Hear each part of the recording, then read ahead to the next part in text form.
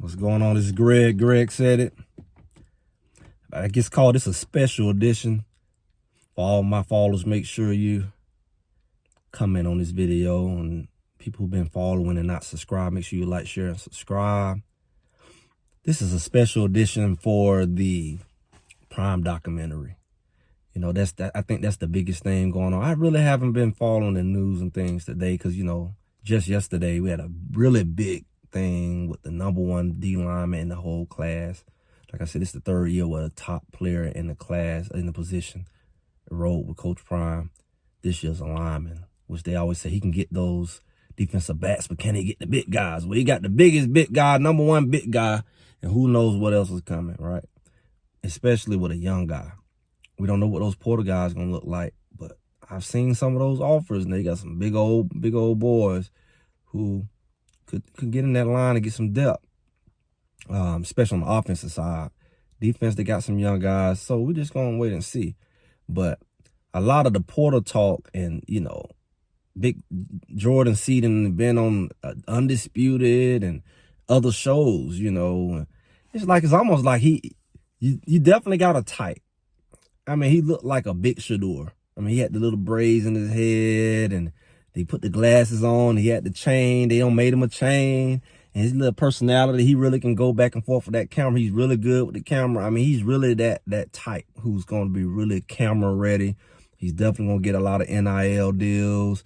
He had a lot of personality. He's not afraid of the camera. He's going to look good on Well Off. He's going to look good on Prime TV. I guess it's Prime TV. I mean, they definitely got those guys who are camera ready. He's definitely a personality. You got Bishop Thomas and people like that, man. These guys are not just good football players. They have good personalities. It's just not like the camera falling around behind some guys who don't want to talk.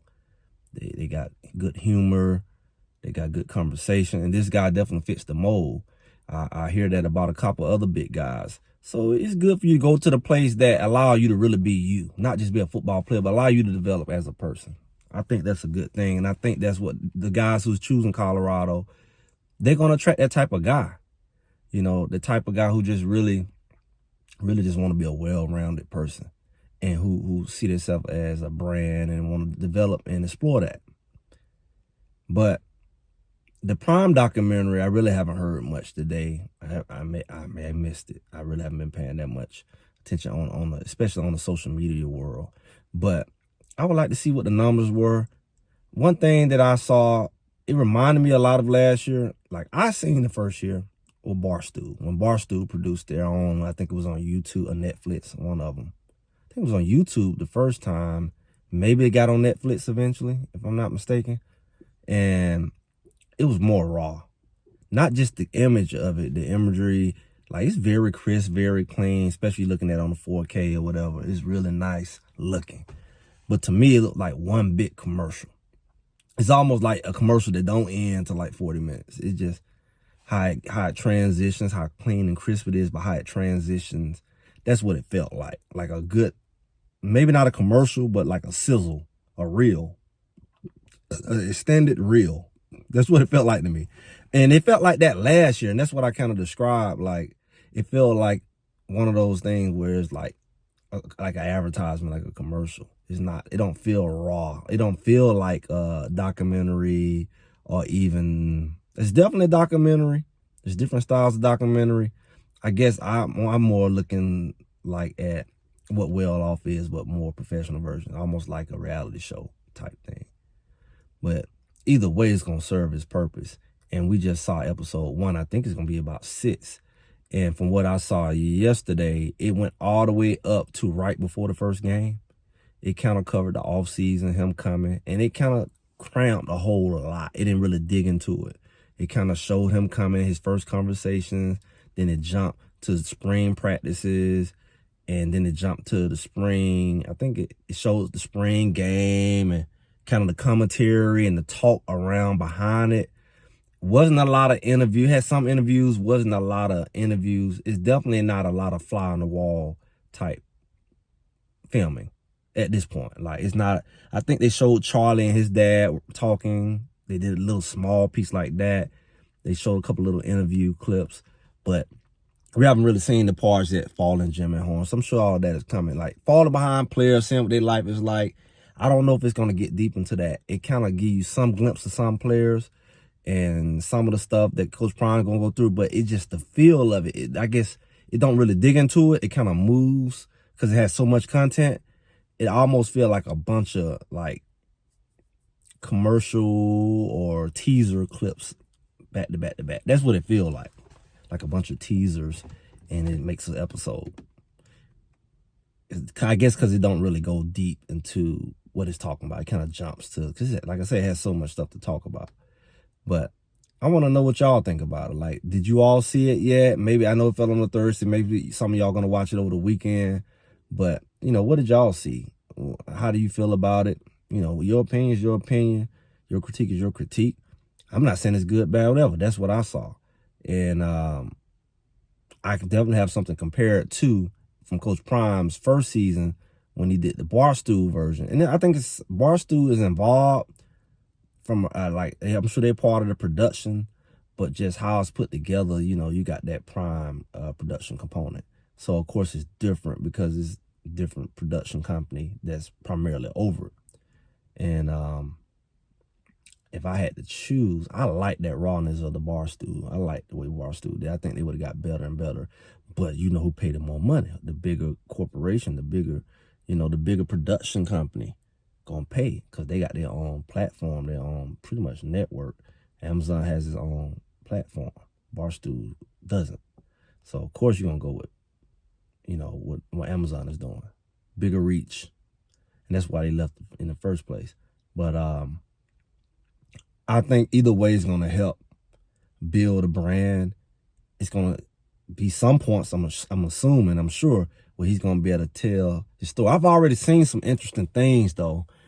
I don't know if it was like sometimes stuff happen and then you look at it on the back end and you say, I was already saying it. You just didn't hear me, or you didn't put it together. Or I don't know if it was edited that way because it's after the season. But I heard them pretty much the tone in the first show, a lot of like clips and comments about them saying these guys are not very good. I don't remember seeing that in Well Off. Maybe he cut it out. But I see a lot of comments from, you know, Coach Kelly, from Coach Prime, like these guys are not very good. Just a lot of comments as if, especially in the springtime, you know, we haven't really gotten to the summer yet. A lot of this was the spring. I think the next one's going to get more into the summer and into the first game. But they was making those comments, and I don't remember hearing that tone. I remember we coming. Even with that first group, and I know he said once they were leaving, like, yeah, got another group, and they're a lot better and all of that.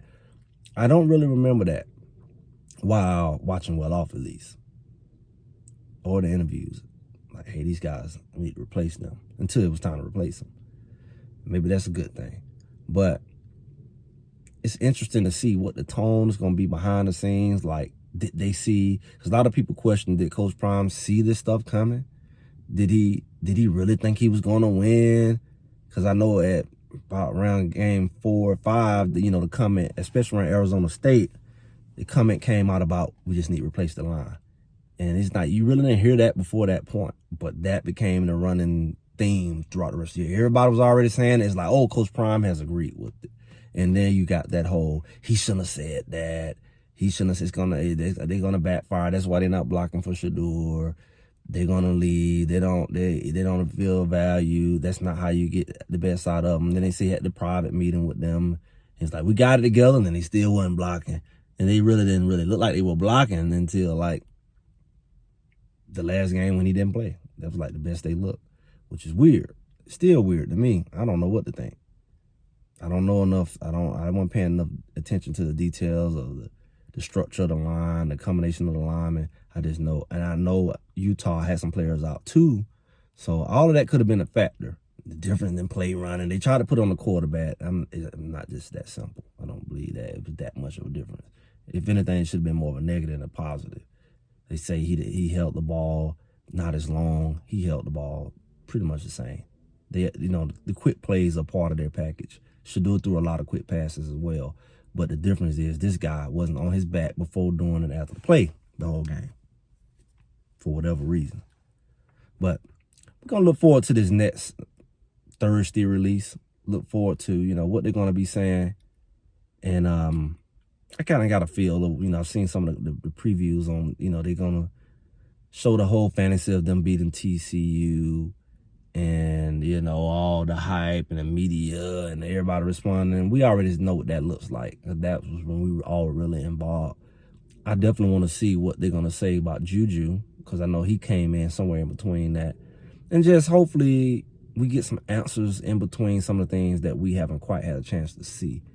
That's my hope for the documentary. I don't know how personal and detailed you're going to get, but we shall see. And I want y'all to be right here with me. Greg said it. Make sure y'all like, share, and subscribe. Be here with us. I'm sitting here today, y'all. I know y'all can notice, man. It's like the sun is brighter today. It's like the day's getting back longer. It shouldn't be. But anyway, y'all have a good one. And I'll talk to y'all soon.